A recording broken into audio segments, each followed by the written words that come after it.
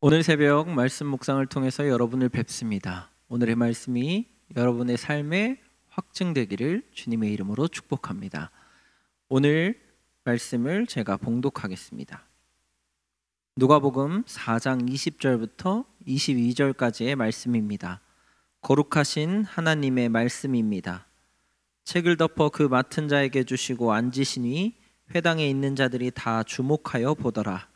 이에 예수께서 그들에게 말씀하시되 이 글이 오늘 너희 귀에 응하였느니라 하시니 그들이 다 그를 증언하고 그 입에서 나오는 바 은혜로운 말을 놀랍게 여겨 이르되 이 사람이 요셉의 아들이 아니냐.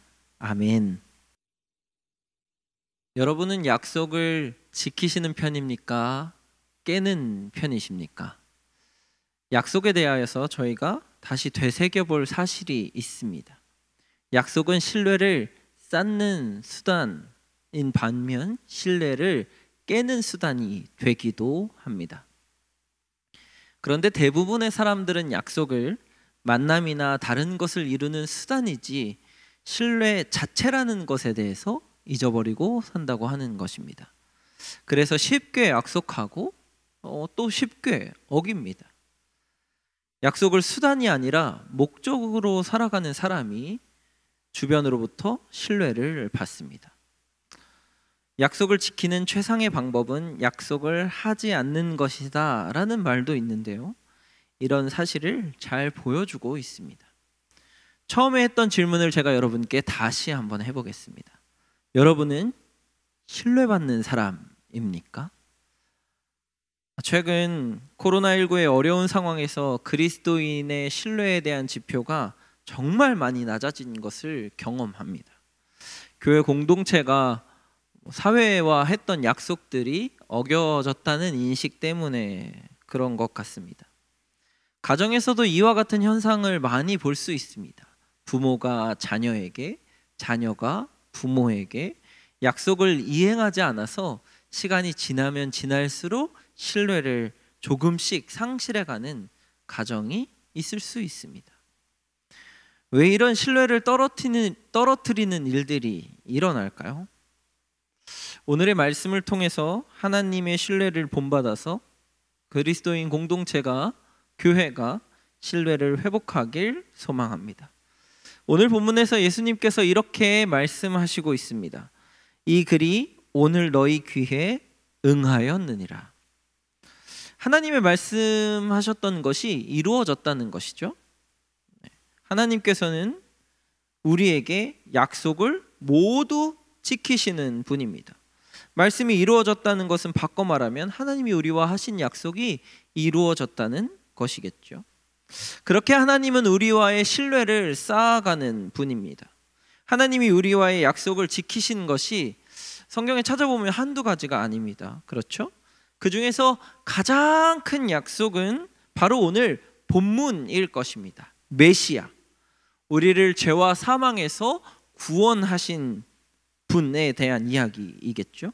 가난한 자, 포로된 자, 눈먼 자, 억눌린 자를 해방하시는 하나님의 본체가 이 땅에 오신 바로 그 약속입니다.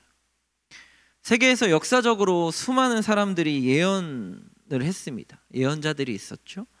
사람들은 그들의 예언이 결과적으로 맞은 것도 있다라고 이야기합니다. 그런데 하나님이 구약에 하신 예언과 그 예언자들이 했던 예언에 결정적인 다른 점이 있습니다. 그것은 그들이 사건에 대하여서 이야기하고 끝났습니다. 죽어서 경험해 보지 못한 사람들도 많이 있겠죠. 그런데 하나님은 말씀하신 것, 본인이 말씀하신 것을 지키시는 분이라는 것입니다. 성경은 계속해서 하나님이 말씀하시고 그 하신 말씀을 성취해가는 것을 기록하고 있습니다. 그래서 우리는 하나님이 하셨던 약속이 어떻게 지켜졌는지를 성경을 통해서 확인할 수 있습니다. 아브라함에게 하셨던 자녀를 주시고 큰 민족을 이루시겠다고 하셨던 약속도 지키셨습니다. 모세에게 하셨던 민족을 이끌고 애굽에서 나오겠다고 하셨던 것도 지키셨습니다. 여호수아에게 함께 하리라라고 하셨던 약속도 지키셨습니다. 이후에 사사들과 그리고 다윗 이후에 모든 왕들에게, 이스라엘 백성들에게 하셨던 모든 약속을 하나님은 지키셨습니다. 이런 하나님의 신실하심에 우리는 기대할 수 있는 것이 무엇일까요? 그것은 바로 그 성경의 약속들이 지금 우리에게도 동일하게 유효하다는 것과 하나님은 지금도 여전히 그 약속들을 우리에게 지키고 계신다는 것입니다. 성경의 곳곳에서 하나하나 찾아보면 우리를 향한 하나님의 말씀과 약속들을 발견할 수 있습니다. 그 약속과 그 언약의 말씀들을 기억하고 지금 우리와 하나님과 관계를 맺으면 약속을 지키시는 하나님을 현재의 우리도 경험할 수 있다는 것입니다. 본문의 예수님의 외침이 지금 우리에게도 동일하게 선포되어져야 하는 이유입니다. 이 글이 오늘 너희 귀에 응하였느니라. 아멘. 하나님의 말씀이 여러분의 삶에 신실하게 이루어져서 말씀3 공동체 성락성결교회가 하나님의 말씀을 이루고 성취하며 경험하는 공동체가 되시기를 주님의 이름으로 축복합니다. 그런데 하나님의 신실하심은 여기서 끝이 아닙니다. 하나님께서 우리에게 앞으로 일어날 것에 대하여서 약속하고 계신 일들도 반드시 이루어질 것이라고 우리는 믿을 수 있습니다. 과거를 통해 우리에게 증명하셨고 현재를 통해서 우리에게 경험시키실 것이고 그리고 앞으로 우리에게 약속하신 것 또한 반드시 이루시겠다는 것이 주님입니다. 지금 우리가 하나님을 믿고 신뢰함으로 삶을 맡기는 이유가 여기에 있습니다. 하나님의 약속은 과거, 현재, 미래를 관통합니다.